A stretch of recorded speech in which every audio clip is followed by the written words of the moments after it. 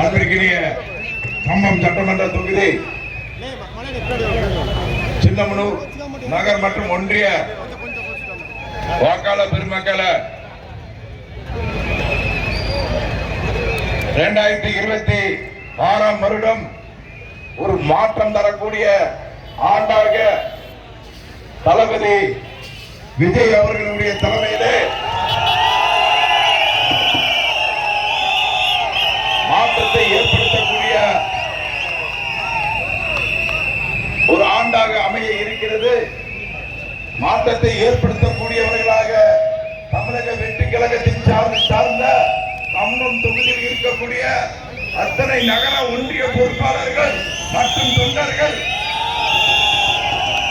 நீங்கள் இருக்க போகிறீர்கள்.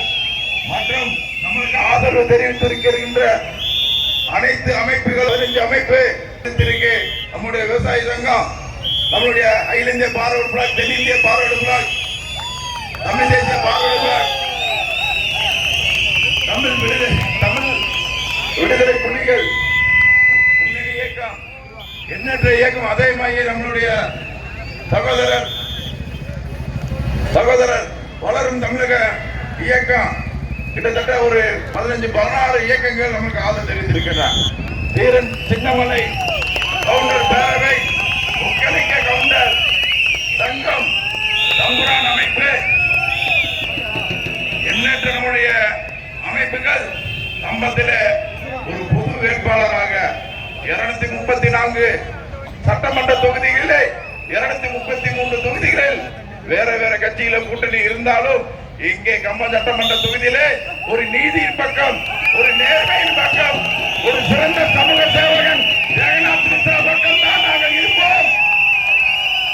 இருப்போம் என்று நின்று கொண்டு இருக்கக்கூடிய அத்தனை நன்னுள்ளங்களுக்கும் ஆதரவு அத்தனை நெஞ்சங்களுக்கும் நன்றி தெரிவித்துக் கொண்டு நம்மளுடைய தமிழக வெற்றி கழகம் இன்று கடற்கோடில் இருக்கக்கூடிய கம்பம் சட்டமன்ற தொகுதி தமிழ்நாட்டினுடைய எல்லையில் இருக்கக்கூடிய முதல் தொகுதி. இந்த தொகுதியில இருந்து நம்மளுடைய வெற்றிய தமிழகம் முழுவதும் பாசாட்ட போகுது கம்பம் சட்டமன்ற தொகுதி. நான் சொன்னேன், ஏன்னா இங்க இருக்கக்கூடிய நம்முடைய தமிழக வெற்றிகளுடைய பொறுப்பாளர் அத்தனை பேரையும் பேர் சொல்லி என்னால கூப்பிட முடியும். நேர இன்மை காரணமாக உங்கள் அத்தனை பேரை சொன்ன நீங்க நினைச்சுக்கிறேன். இன்னமும் நகர பொறுப்பாளர்கள் அத்தனை பொறுப்பாளர்களுக்கு வேண்டிய நன்றியை தெரிவித்துக் கொண்டு நான் சொன்னேன், அதாவது தமிழக வெற்றி கழகத்திற்கு இன்று மாணவி மத்தியிலும், கல்லூரி மாணவ மத்தியிலும், இளைஞர்கள் மத்தியிலும் பேர் ஆதரவு. இன்னைக்கு சின்ன பிள்ளைகளாம் விசிலடிச்சுட்டு இருக்கு அப்படின்னு சொல்லி சொன்னேன். சின்ன வார வழியில பாக்குறப்ப எல்லாம் சின்ன பிள்ளைகளாம் விசிலடிச்சுட்டு இருக்கு. சின்ன பிள்ளைங்க மட்டும் விசிலடிக்கல, 8 மாத குழந்தையில இருந்து 80 வயசு பாட்டி வரைக்கும் விசிலடிச்சுட்டு இருக்காங்க. இன்னைக்கு இளைஞர்கள் குழந்தைகளா விசிலடிச்சுட்டு இருக்காங்கன்னா நாளைய தமிழகத்தின் எதிர்காலம் அவங்க, நாளைய இந்தியாவின் எதிர்காலம் அவங்க. அவங்களுடைய எதிர்காலத்துக்காக அவங்களுடைய எதிர்காலத்திற்கு நம்மளுடைய தளபதி விஜய் தான் நல்லாட்சி கொடுப்பார், நல்ல எதிர்காலத்தை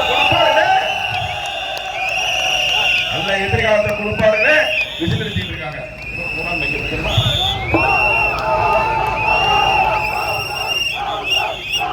நம்மளுடைய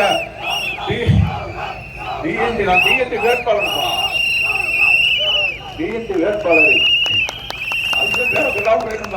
சரி, நான் டிஎன்டி வேட்பாளர். இப்ப நம்மளுடைய குழந்தைய நான் கேட்டேன், 2024 சட்டமன்ற தேர்தலில் இந்த பிள்ளைங்க யாருக்காவது ஓட்டு போட சொல்லிச்சா?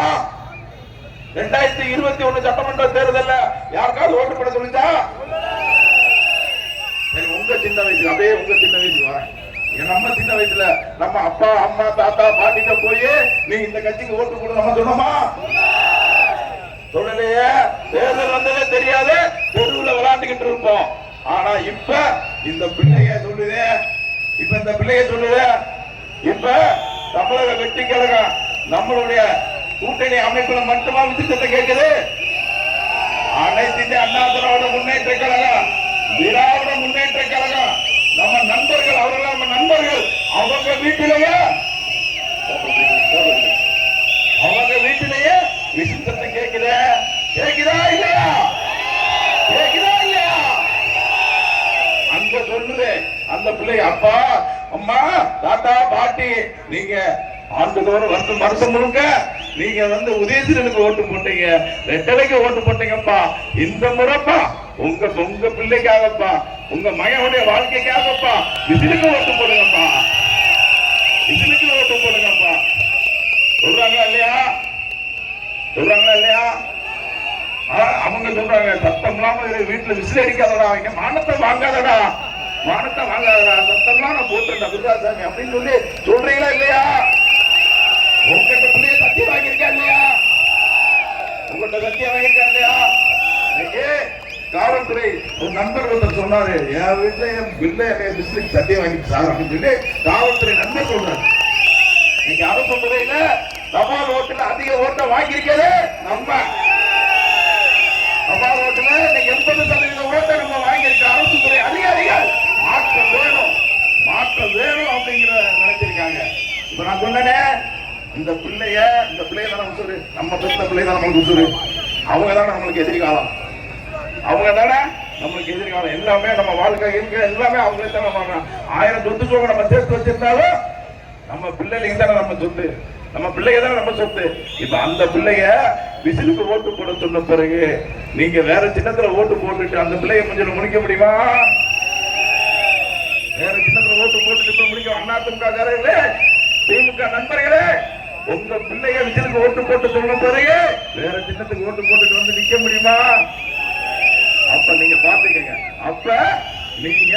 இங்க இருக்கக்கூடிய பாட்டி எல்லாம் கேட்கிறேன், உங்க பேரன் பிள்ளைலாம் விசிலுக்கு ஓட்டு போட்டு சொன்ன பிறகு நீங்க விசிலுக்கு ஓட்டு போடாம வேற சின்னத்துல ஓட்டு போட்டு வந்தீங்கன்னா கடைசியில யாரும் தூக்கி போடுவோம்? நம்மள நம்ம பிள்ளைதான் நம்ம தூக்கி போடணும், நம்ம பேரன் பிள்ளைல நம்மளை தூக்கி போடணும். இன்னைக்கு எதிர்காலம், தமிழகத்தின் எதிர்காலம் தளபதி விஜய் என்பதை இந்த பிள்ளைங்க முடிவு பண்ணிட்டாங்க.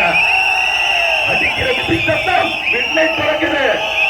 தமிழ்நாடு முழுக்க கேட்கக்கூடிய ஒரே சத்தமாக விஜய் சத்தம் இருக்கு. விஜய் சத்தம் இருக்கா இல்லையா?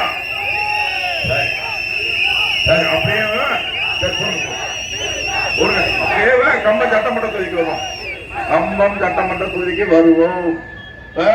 கம்பம் சட்டமன்ற தொகுதியில 2 பேருமே இன்னை ஏத்து நிற்கக்கூடிய 2 பேருமே சீனியர். அவங்க ஒருத்தர் 5 முறை சட்டமன்ற உறுப்பினர், இப்ப தொடர்ந்து 5 ஆண்டுகள் சட்டமன்ற உறுப்பினராக இருக்கார். இப்ப எந்த இடத்துல ஓட்டு கேட்டு போக முடியல, கருப்பு கொடி காட்டுறாங்க, ஊருக்குள்ள நுழைய விடல,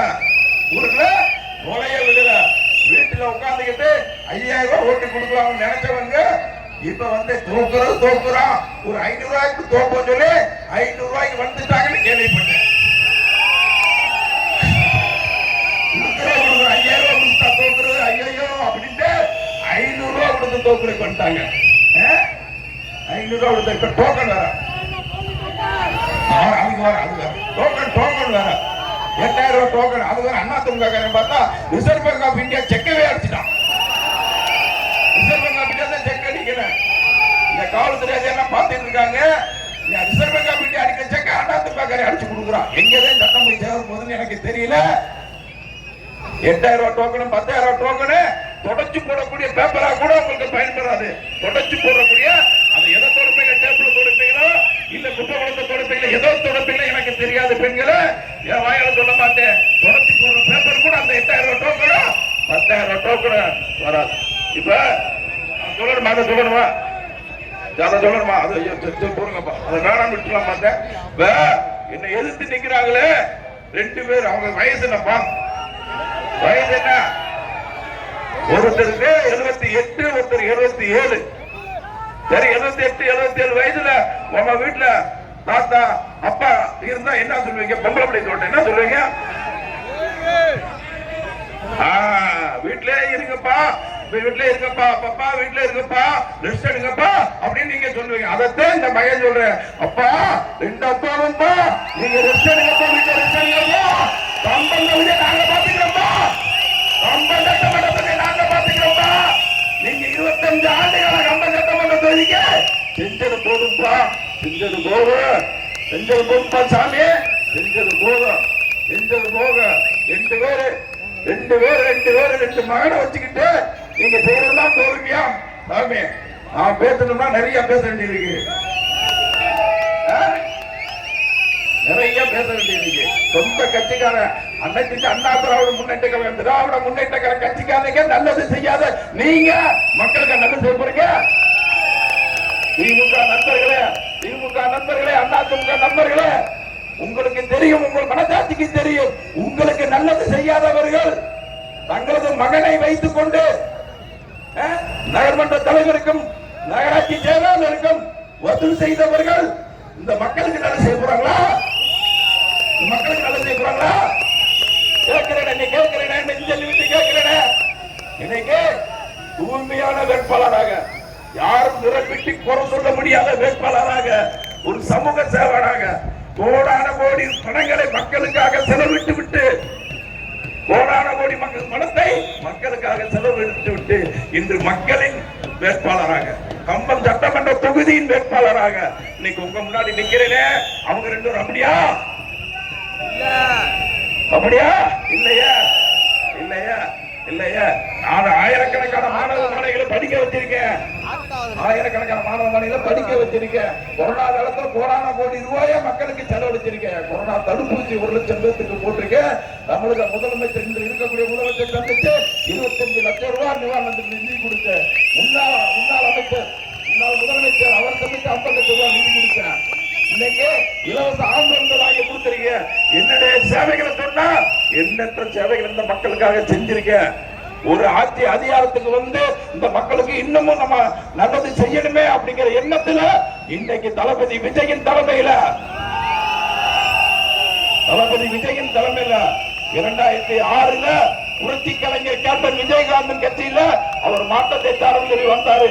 அவர் கூட கரங்களை பற்றி கொண்டு 2006ல கம்பம் சட்டமன்ற தொகுதி வேட்பாளராக போட்டி போட்டேன். அதுக்கு பின்னாடி 20 ஆண்டு காலம் கழித்து புரட்சி கலைஞர் கேப்டனின் அன்பு தம்பியாக நம்முடைய தளபதி விஜய் வந்த போது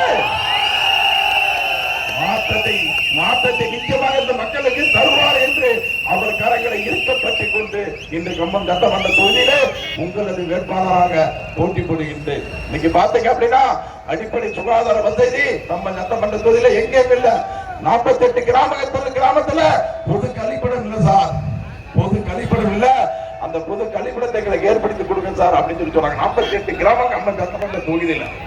இன்னைக்கு பாத்தீங்கன்னா உங்களுக்கு இன்னொன்னு தெரியும், தளபதி வந்து தேனி மாவட்டத்துல 4 சட்டமன்ற தொகுதியையும் வெற்றி பெற வைக்கக்கூடிய பொறுப்பை எனக்கு கொடுத்திருக்கார். அவர் கொடுத்த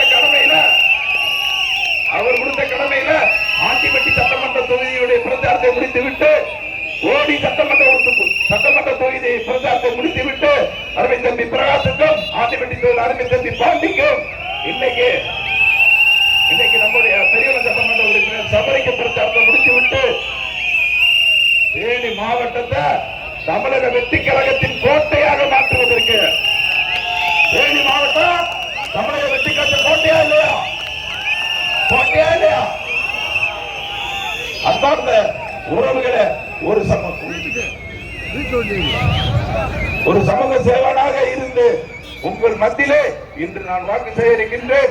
ஒரு சிறந்த சமூக சேவனை அனைத்து அரசியல் கட்சியினரும் கட்சி பார்க்காமல், மதம் பார்க்காமல், ஜாதி பார்க்காமல், மதம் என்று வந்தவுடன் நான் சொல்றேன், 26 வருஷம் இஸ்லாமிய நோன்பு திறந்திருக்கேன். நான் நோன்பு வச்சிருக்கேன். பக்ரீத்து காலங்கள் இல்ல குர்பானை கொடுத்திருக்கேன். எண்ணற்ற உதவிகளை எல்லா ஜாதி எல்லா மதங்களுக்கும் நான் செஞ்சிருக்கேன். என்னைய வந்து நீங்க ஒரு சமூக சேவனை கம்பம் சட்டமன்ற தொகுதியில ஒரு சமூக சேவனை இந்த கம்பம் தொகுதி மக்கள் கைவிட மாட்டார்கள். இந்த கம்பம் தொகுதி ஒரு கை தூக்கி விட்டதாகத்தான் சரித்திரம் இருக்கும்போது யாரும் கைவிட மாட்டார்கள் என்ற எண்ணத்துடன் நீங்கள் கட்சி பார்க்காமல் நீங்கள் அத்தனை பேரும் விசில் சின்னத்திலே வாக்களித்து 234 சட்டமன்ற தொகுதியிலும் அதிக வாக்கு வித்தியாசத்திலே உங்களுடைய அண்ணன், உங்களுடைய தம்பி, உங்களுடைய மகன் ஜெகநாத் மிஸ்ராவை அதிக வாக்கு வித்தியாசத்திலே வெற்றி பெற்ற வைக்கிறோம் என்ற ஒரு வரலாற்று சாதனையை நீங்கள் படைக்க வேண்டும் என கேட்டுக்கொண்டு நான் சட்டமன்ற உறுப்பினரா தேர்ந்தெடுக்கப்பட்டால் ஏற்கனவே நிறைய சொல்லியிருக்கேன். மே 4ஆம் தேதி சட்டமன்ற உறுப்பினராக தேர்ந்தெடுக்கப்படுவா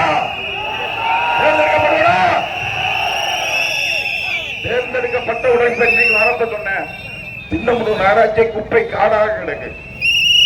48 மணி நேரத்தில் நாங்க அந்த குப்பையாளி சின்னமுனூர் நகராட்சியில குப்பையாளி சுத்தமான சின்னமுனூர் நகரமாக இதை ஆக்குவோம் அப்படின்னு நான் சொன்னேன். அதே மாதிரி இளைஞர்களுக்கான ஒரு விளையாட்டு மைதானத்தை